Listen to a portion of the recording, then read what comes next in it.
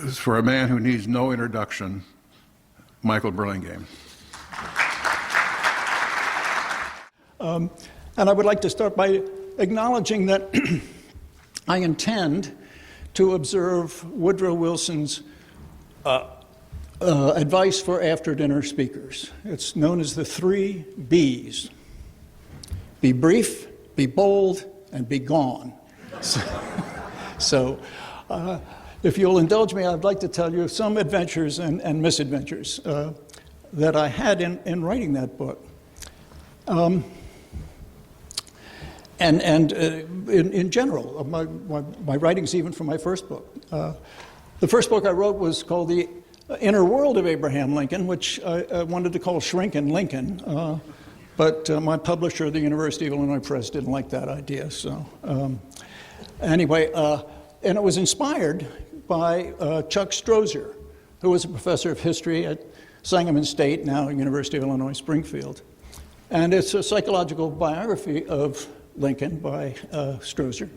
And I read it and I was quite fascinated. And I thought, there's really some good insights here, but I think I have some that I could add to it. And so I said to myself, I don't think I can add anything new, factually, to the Lincoln record, but I can add some psychological insights into various aspects of Lincoln's career and history that Strozier overlooked, or I think could be expanded upon. For example, why did Lincoln hate slavery so much? And I argue that it was partly because his father treated him like a slave. He'd rent him out, and then all the money he made would be turned over to his father. And then when Lincoln denounced slavery, he denounced it as an outrage that somebody goes out and works in the hot sun all day and somebody else derives all the profits. And so then I wrote about his marriage and how unhappy that marriage was, in part because of his own personality. Unlike every other man you've ever heard of, Lincoln was emotionally reserved and uncommunicative. Let me repeat that. Unlike every other man you've ever heard of, he was emotionally reserved and uncommunicative. And his relationships with his children, his midlife crisis. In his 20s and his 30s, he was something of a low-road politician who specialized in sarcasm and ridicule of Democrats. And then in his 40s and 50s, he was a high-road politician, not low-road, who appealed to the better angels of our nature. And in between those two stages, the low road and the high road, there was a 5-year break where he dropped out of politics. And I argue that he went through a very successful midlife crisis, that lots of men in their early 40s undergo a period of intense introspection in which they ask themselves, did I make the right career choice? Did I make the right marital choice? What do I want to leave as a legacy? What's truly important to me? Things of that sort. Now, Lincoln, unfortunately, didn't keep a diary, didn't write letters that illustrated what was going on internally. But you see what he looked like at age 40, low road. At 45, he's high road. So it seemed to me that he was a classic example of someone who had a very successful midlife crisis. And anyway, so I drafted the book based on published sources, because I didn't think, as I say, that there was anything new factually I could say about Abraham Lincoln. And so I was at Connecticut College, and a small liberal arts college in New London, and I used the library there and the interlibrary loan services and read the published literature pretty thoroughly, drafted the book, and then said, I really ought to do some research in unpublished sources. I'm a PhD in history. I did a doctoral dissertation. I know what it's like to do original research. But it was a small liberal arts college where you weren't expected to do research in those days. And you taught a lot of courses and the like. And I thought, well, still, I feel this urge to do this book based on what I read in Chuck Strozier. And then, so the first day that I went out to do research in unpublished sources, that is, diaries and manuscripts and letters and incoming mail and book and speech drafts and that sort of thing. And the nearest place to do that research, if you were based in New London, Connecticut, was Providence, Rhode Island, about an hour away, at the John Hay Library at Brown University. And if you can't be out here at Springfield doing Lincoln research or in Washington, D.C., that's the best place in the country to do Lincoln research. It's an astounding collection that they have there. And on the first day I went to Brown, I had a very sophisticated research design. I went to the card catalog and looked at the drawer L and pulled it out and went through all these 3x5 cards. And all of a sudden I ran into all these interviews that Nicolay, who was Lincoln's personal secretary, primary principal secretary in the White House, had done 10 years. He'd come out here to Springfield and then in Washington and interviewed people who had not been interviewed by William Herndon. And I was just astounded. This is brand new information. A lot of it very important. I thought to myself, heavens. And Nicolay and Hay didn't incorporate these interviews into their 10-volume history, 10 volumes, mind you, of Abraham Lincoln. And but the Green Monster seems like a pamphlet in comparison, right? That's because they had access, exclusive access to the personal papers of Lincoln.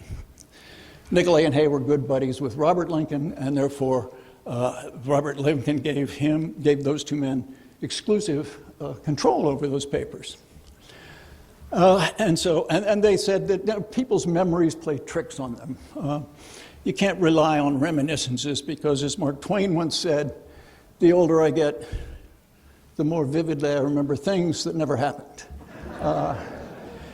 So anyway, so I saw this. I was astounded. And then I thought to myself, these are the research notes for the big Nicolay Hay biography. And I bet you that some of the early biographers in the late 19th century and the early 20th century actually went out and did what Nicolay did and interviewed people who knew Lincoln. And they have research notes that didn't, and many of those research notes, based on the interviews with people who had known Lincoln, don't show up in their books because the publishers are always saying, compact that snowball, cut it down. Johns Hopkins University Press was merciless in confining me to 2,000 pages. In any event, and so I went out and looked at the research notes of a lot of the early biographers. I spent a couple of weeks in Meadville, Pennsylvania, going through the papers of Ida Tarbell, who's best remembered for her muckraking study of Standard Oil, but she did an important Lincoln biography at the end of the 19th century. And she did a lot of interviewing, and she had people out here in Springfield doing interviewing for her and in Indiana doing, and these are research notes, and a lot of this stuff doesn't show up in her books. I thought, well, this is great. And then I went to the Library of Congress, and there were the Albert J. Beveridge papers. And Beveridge had written 2 fat volumes. Mine are magisterial, his were fat. He had a lot of correspondence with people who had known Lincoln, or whose parents had known Lincoln. And Josh, I think you can testify that there's a lot of good information in those letters. Then I went to look at the William E. Barton papers at the University of Chicago. Wonderful correspondence with all kinds of new information. And then the Sandberg papers. I go over to the University of Illinois campus, that satellite campus over in Champaign-Urbana. There's all kinds of good stuff there. I thought that one of the things that I would share with you is an excerpt from one of the interviews that Nicolay had conducted with a Pennsylvania politician who had come out here to Springfield in January of 1861, after Lincoln had won the election, to lobby on behalf of a Pennsylvania politico, Simon Cameron, to serve in the cabinet. And this gentleman was interviewed by Nicolay and told Nicolay, well, Lincoln wasn't very receptive to the idea. And he said to me, Lincoln did,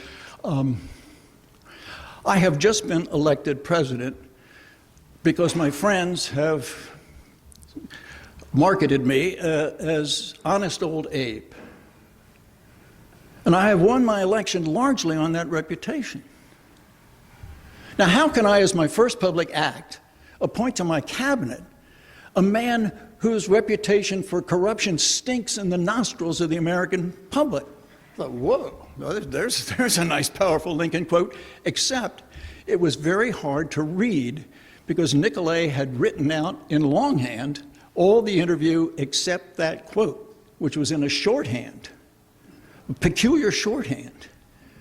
And I thought, I guess Nicolay felt that this was too embarrassing to really put, and so I couldn't read it. But luckily it was at the Library of Congress and there was somebody there who could do it. And so I was able to rescue this. So all kinds of things kept turning up in these collections of people's research notes. I was thrilled. And so one of the things I've done since then is to do a lot of compilations of Lincoln primary source materials that I've discovered in these collections. And in some ways, I'm still a 19-year-old undergraduate at Princeton when I was hired by David Donald to be his research assistant for Charles Sumner, Volume 2. And then another striking discovery was newspapers. Now, this is before the magnificent databases that we now have of newspapers.com and Ancestry and Genealogy Bank. And almost all historians had just used New York newspapers because they had the biggest budgets and the biggest staffs and all that.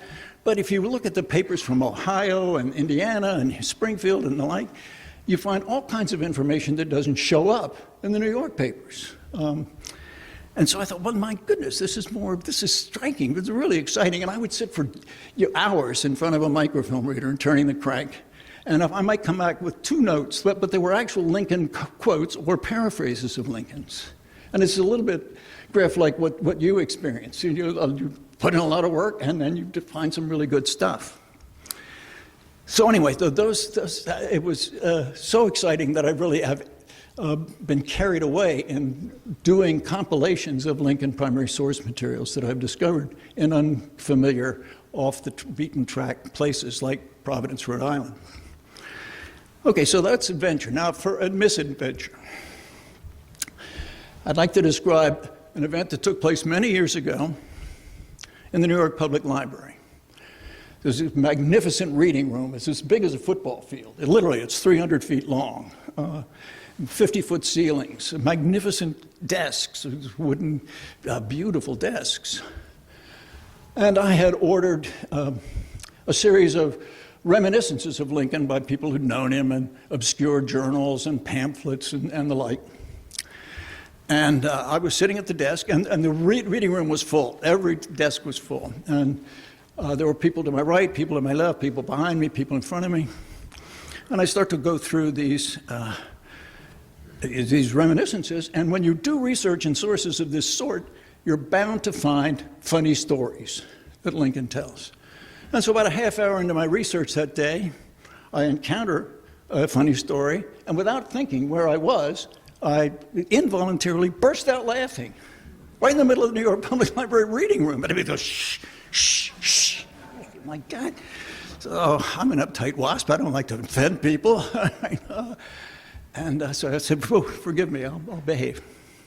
So I go back to my work, and another half hour passes or so, and once again, another funny story comes into my ken, and involuntarily, without thinking about it, I burst out laughing again. And everybody around me goes, shh, a little more vehemently this time, and I apologize a little more abjectly this time. And I go back to my work. And lo and behold, it happens a third time. And the woman sitting directly across the table from me, a woman of roughly my vintage, and she's a very earnest-looking woman, did no makeup, hair in a tight bun, wire-rimmed glasses, and she's taking notes from a big sociology tome. And she leans over that desk, and she fixes me with her gaze, and she says, "Just what is your field, anyhow? I think I'm going to switch to it." So Now, I intend to write a memoir of my experiences as a Lincoln scholar, dating back to my freshman year in college. And I'm going to call it Lincoln's Slave. I'm told it will have a big sale among the daughters of the Confederacy. But to close, I would like to, in keeping with Woodrow Wilson's rules, just quote something from The Green Monster. This is the final paragraph of that book. I'm sure you all know it by heart, but just to jog your memory. And this will save you 1,600 pages of reading, actually. And here goes. Lincoln speaks to us not only as a champion of democracy, freedom, and national unity, but also as a source of inspiration.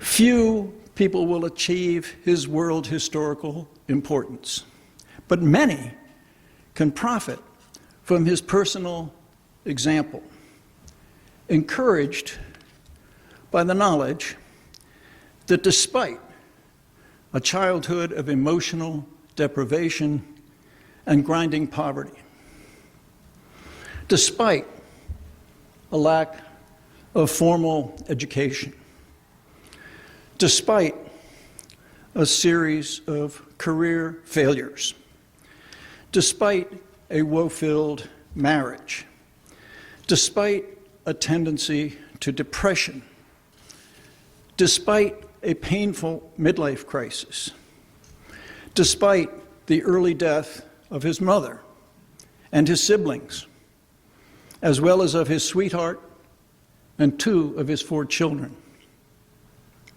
He became a model of psychological maturity, moral clarity, and unimpeachable integrity. His presence and his leadership inspired his contemporaries. His life story can do the same for generations to come. I thank you for your attention.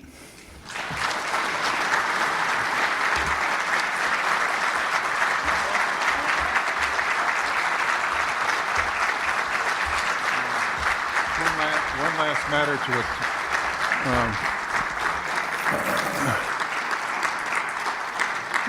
One last thing to attend to, which will come as a surprise to Michael. You might have heard of a person going way back in the ALA by the name of Logan Hay. He was related to both Stephen Trigg Logan and to Milton and John Hay, and he led this organization into the level of scholarship which we now enjoy. And the award that we have for Michael is the Logan Hay Award. Oh, my goodness. Which is a complete surprise. It is.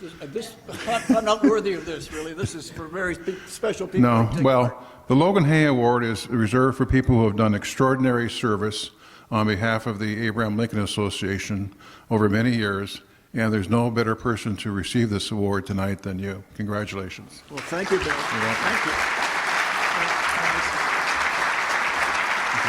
Thank you.